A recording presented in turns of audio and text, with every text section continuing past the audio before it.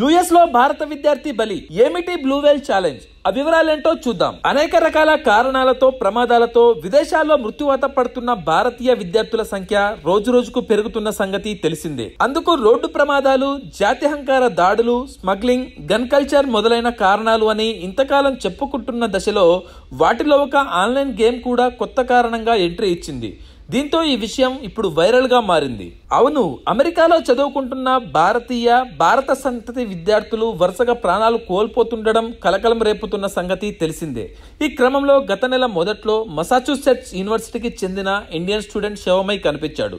అయితే అతడి ఆత్మహత్యకు బ్లూ వేల్ ఛాలెంజ్ అనే ఆన్లైన్ గేమ్ కారణమని దర్యాప్తు అధికారులు ప్రాథమికంగా అంచనా వేస్తున్నారని తెలుస్తోంది. ఈ క్రమంలో ఒక గేమ్ కారణంగా ఆ విద్యార్థి మృతి చెంది ఉంటాడా అనే ప్రశ్నకు ఆ విషయంపై ప్రస్తుతానికి తమ వద్ద ఎలాంటి సమాచారం లేదు, కానీ దీనికి ఆత్మహత్య కోణంలో విచారిస్తున్నట్లు అధికారులు చెబుతున్నారు. ఇదే సమయంలో ఈ కేసుని మూసివేయడానికి ముందు వైద్య పరీక్షల తుది ఫలితాల కోసం ఎదురు చూస్తున్నట్లు వెల్లడించారు.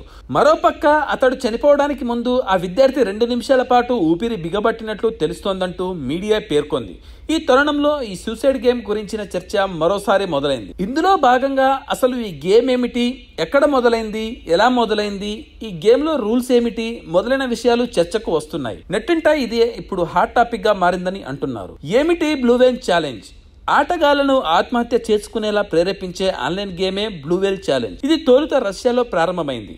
ఈ గేమ్ వల్ల చాలా మంది ప్రాణాలు కోల్పోయినట్లు కథనాలు వెలువడ్డాయి. అయితే ఆ కేసులు అధికారిక ధృవీకరణకు నోచుకోకపోవడం గమనార్హం. అయినప్పటికీ ఈ గేమ్ పై పలు దేశాలు నిషేధం విధించాయి. ఈ ఆటలో భాగంగా సుమారు 50 రోజుల పాటు ఒక క్యూరేటర్ ఆటగాళ్లకు పలు ప్రమాదకరమైన టాస్కులను ఇస్తుంటాడని చెబుతున్నారు. ఇందులో భాగంగా మొదటి టాస్క్ లో మధ్యరాత్రిలో నిద్రలేవడం, భయానక వీడియోలు వీక్షించడం వంటివి ఉండొచ్చని చెబుతున్నారు. ఆ తర్వాత క్రమక్రమంగా ఆ టాస్కుల తీవ్రత పెరుగుతూ ఎత్తైన టవర్ల అంచున నిల్చోవడం, గాయాలు చేసుకోవడం వంటివి ఉంటాయని అంటున్నారు.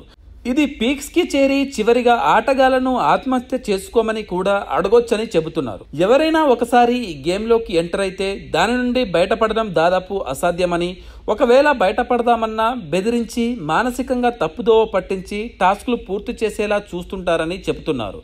2015 చివరిలో రష్యా టీనేజర్ ఆత్మహత్యతో ఇది బాగా ప్రచారంలోకి వచ్చింది.